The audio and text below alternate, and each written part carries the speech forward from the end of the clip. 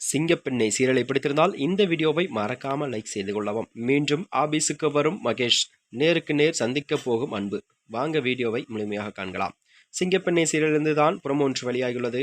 அது என்னவென்று பார்த்தால், மகேஷ் ஆபீஸுக்கு கிளம்ப அவனது அப்பா, நான் உன்னை ஆபீஸுக்கு போக வேண்டாம் என்று தானே சொல்கிறேன் என்றார். அதற்கு மகேஷ், நான் ஏன் ஆபீஸுக்கு போகக்கூடாது என்கிறாராம். இன்னொரு பக்கம் ஆனந்தி எதுவும் நடக்காதது போல ஆபீஸுக்கு கிளம்பினாலாம். இதனை பார்த்துதான் மித்ரா இதை மகேஷின் அம்மாவிடம் சொல்ல, அவள் இப்பொழுதே நான் அங்கு வந்து அவளை கழுத்தை பிடித்து வெளியே தள்ளுகிறேன் என்றும் கிளம்பினானாம்.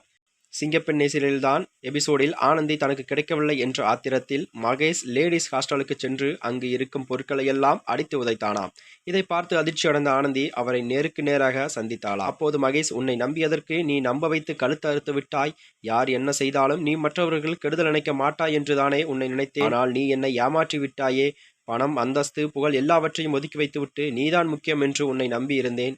ஆனால் நீ எனக்கு நம்பிக்கை துரோகம் செய்து விட்டாய் என்றும் மகேஷ் புலம்பினாராம். உன்னுடன் இருக்கும் அன்பை என் கண் முன்னே வர சொல்லிவிடாதே. அதையும் மீறி அவள் வந்தால் அவன் உடம்பில் உயிர் இருக்காது என்றும் எச்சரித்தாராம். ஹாஸ்டலில் இருந்து கிளம்புறச் சென்று கொண்டிருக்கும் நிலையில்தான் மகேஷின் நண்பன் அங்கு வந்து அவனை சமாதானப்படுத்தி வீட்டிற்கு அழைத்துச் சென்றானாம். அது மட்டுமல்லாமல் உடைந்த பொருட்கள் நஷ்டஈடாக 1,00,000 மித்ராவிடம் கொடுத்து சென்றானாம்.